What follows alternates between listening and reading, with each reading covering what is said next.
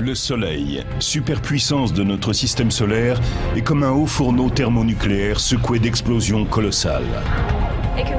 Il faut imaginer une quantité de matière du volume de l'Everest qui surgit du Soleil pour s'élancer dans l'espace. Tout cela se passe à 150 millions de kilomètres de notre Terre. On pourrait donc se croire à l'abri des changements du Soleil, mais est-ce bien certain? L'activité du Soleil compte énormément, surtout de nos jours. La zone la plus dangereuse se situe au centre du Soleil, quand il nous fait face. Certains experts nous prédisent une activité solaire particulièrement débordante. Il n'a donc jamais été aussi important de comprendre les secrets du Soleil.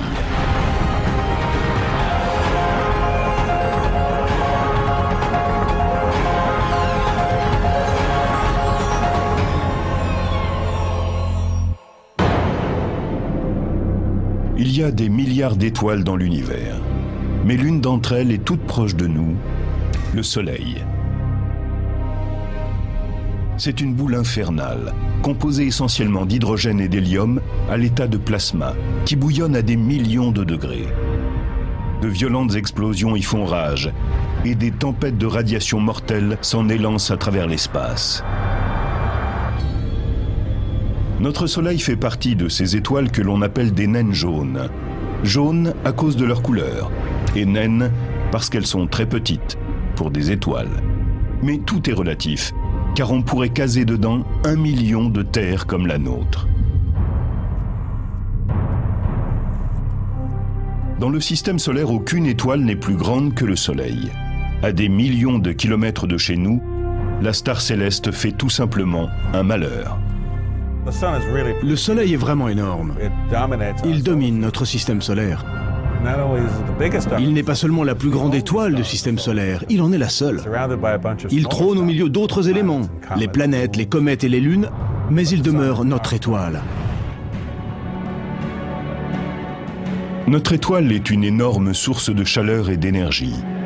Sa température dépasse les 5000 degrés et il produit 380 milliards de mégawatts.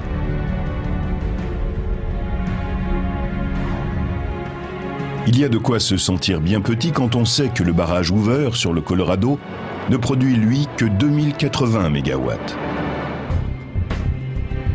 En l'espace d'une seconde, le Soleil dégage plus d'énergie que n'en a utilisé la civilisation humaine depuis sa naissance. Et le plus incroyable, c'est que cela dure depuis des milliards d'années.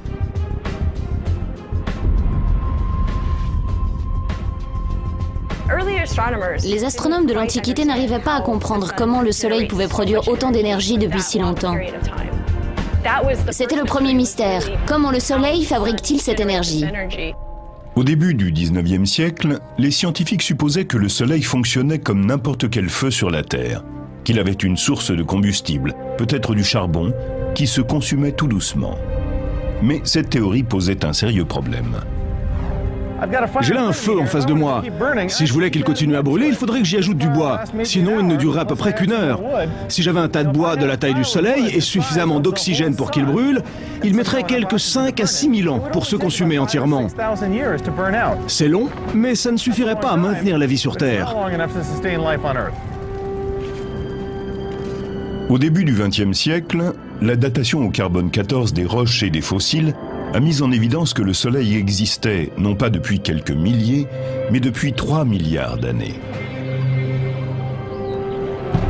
Pour construire un feu qui dure aussi longtemps, il faudrait 72 trillions de cordes de bois de chauffage, soit 12 000 cordes par personne, hommes, femmes et enfants.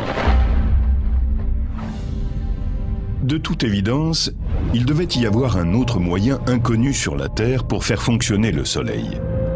Dans les années 20, les scientifiques ont trouvé la réponse à cette énigme, sous la forme d'un procédé qui sera exploité plus tard pour la bombe à hydrogène, la fusion nucléaire. La fusion a lieu quand des atomes sont précipités les uns contre les autres à une vitesse telle qu'ils fusionnent au sens propre du terme. Mais pour obtenir cette réaction, il faut réunir certaines conditions. Pour que l'interaction ait lieu, il faut que les deux protons aient une charge électrique positive, de sorte qu'ils se repoussent mutuellement. Et pour cela, vous devez les rapprocher suffisamment. Il faut qu'il fasse chaud, c'est-à-dire que les particules se déplacent très vite et soient assez denses pour se rapprocher et se heurter, de manière à se fondre les unes dans les autres. Le cœur du Soleil est un chaudron idéal pour la fusion nucléaire. Avec ses 15 millions de degrés, c'est l'endroit le plus chaud du système solaire. Et il est en plus d'une densité incroyable. Le cœur du Soleil est d'une densité 10 fois supérieure à celle du plomb. On pourrait penser qu'à une densité pareille, il devrait être solide, mais ce n'est pas le cas. Il est si chaud qu'il reste à l'état de plasma. Si l'on chauffe suffisamment un gaz, les électrons se détachent des atomes et se mettent à flotter librement. La matière ne se comporte donc plus comme un gaz, et on lui donne un autre nom, celui de plasma. Pour comprendre ce qui se passe au cœur du Soleil, il faut imaginer l'inimaginable. Quand je n'étudie pas le Soleil, je joue au billard. En fait, le Soleil est un endroit où des milliards de particules entrent en collision et en interaction. On dirait un peu une table de billard, mais à l'échelle du cosmos. Au billard, vous pouvez taper aussi fort que vous voulez. Le choc ne sera jamais assez fort pour qu'une boule entre en fusion avec une autre. Mais au cœur du Soleil, la pression et la densité sont si énormes que lorsque deux objets se percutent, ils fusionnent bel et bien.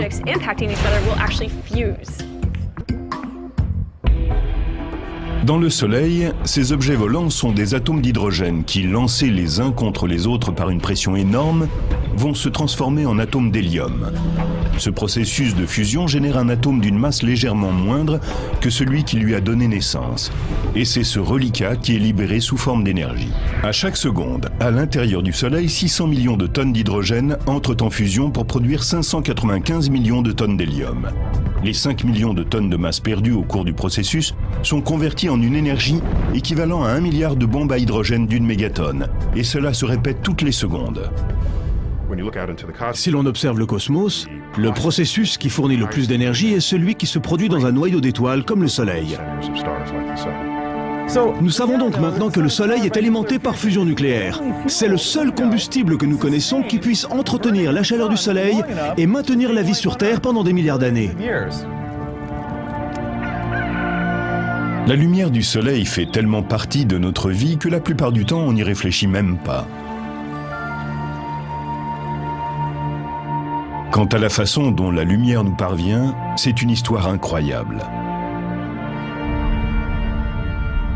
L'énergie produite par la fusion est véhiculée depuis le cœur du Soleil par des particules de lumière et de chaleur appelées photons. Ce sont elles qui transportent les rayons jusqu'à la Terre. Pour rallier notre planète, ces voyageurs incandescents doivent d'abord emprunter une route longue et sinueuse, à travers toutes les couches du Soleil, qui ne sont pas sans rappeler les cercles concentriques de l'enfer de Dante. Un photon commence par pénétrer la zone radiative et pèse de quelques 300 000 km. La densité y est telle que le photon entre sans cesse en collision avec d'autres particules, comme les atomes d'hydrogène et d'hélium. Sa progression vers l'extérieur de la zone se fait en zigzag, selon un schéma appelé marche aléatoire par les scientifiques. Le photon ne peut pas s'en sortir sans une interaction incessante. Il se fait absorber par les atomes, puis il est émis à nouveau, et ce va-et-vient se reproduit des millions de fois.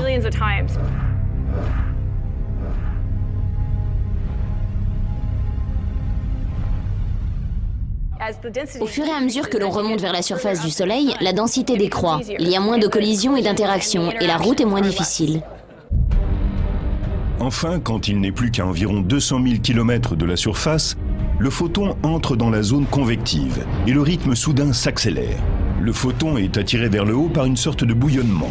Il est happé par d'immenses colonnes de gaz qui le véhiculent à plusieurs centaines de kilomètres/heure. Il ne lui faut alors plus qu'une dizaine de jours avant d'arriver à la surface du Soleil. L'incroyable voyage est presque terminé lorsque le photon émerge des gaz légers de l'atmosphère solaire. Arrivé là, il ne lui faut plus que 8 minutes pour franchir les 150 millions de kilomètres qui le séparent encore de notre planète. Incroyable mais vrai. Lorsqu'elle finit par atteindre la Terre, la lumière du Soleil existe déjà depuis des centaines de milliers, voire des millions d'années.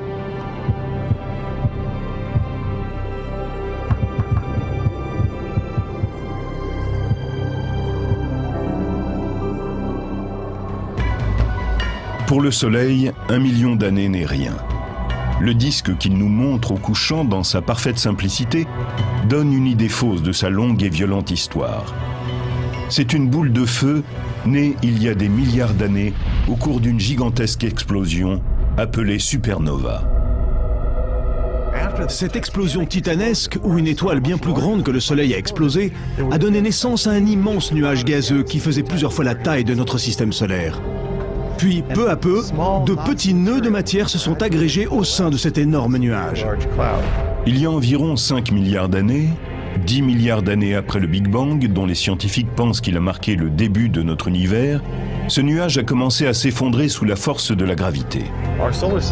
Notre système solaire est probablement issu d'un de ces nœuds de gaz autogravitants qui s'est amassé en tournant sur lui-même, un peu comme une patineuse tourne sur la glace en rassemblant les bras. Et à la fin, sont nés l'astre et les planètes qui sont autour d'elle. Finalement, à partir d'un certain niveau de densité, l'étoile est entrée en fusion et s'est mise à briller et à émettre de la lumière. Pourquoi les scientifiques pensent-ils que le Soleil est né des cendres d'une supernova? Nous en avons la preuve sous nos pieds. Des éléments lourds comme l'uranium que nous extrayons de la Terre pour alimenter nos usines nucléaires n'auraient pas pu être produits dans le Soleil.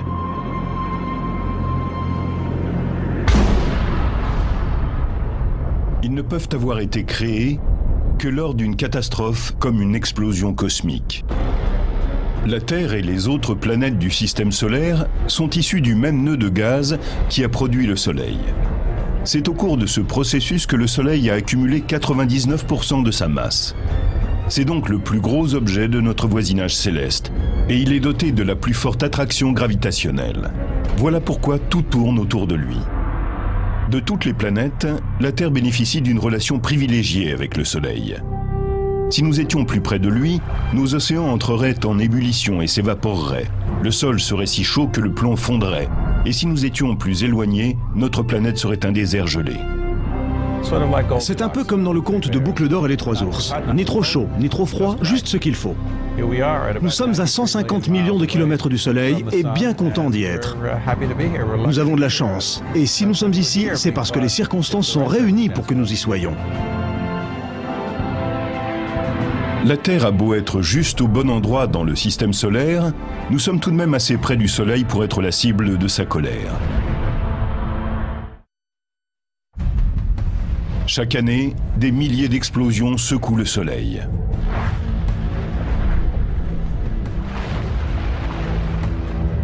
On pourrait s'attendre à ce que de telles déflagrations soient produites par des réactions nucléaires survenant dans le noyau. En fait, ces déchaînements d'explosions solaires ont des causes magnétiques. Notre Terre étant un solide, elle présente un champ magnétique assez simple. Elle possède deux pôles, le nord et le sud. Voilà pourquoi une boussole est si utile pour trouver son chemin sur notre planète. Imaginez qu'au lieu des deux pôles, nous en ayons entre 1 million et 10 millions. C'est exactement ce qui arrive au Soleil.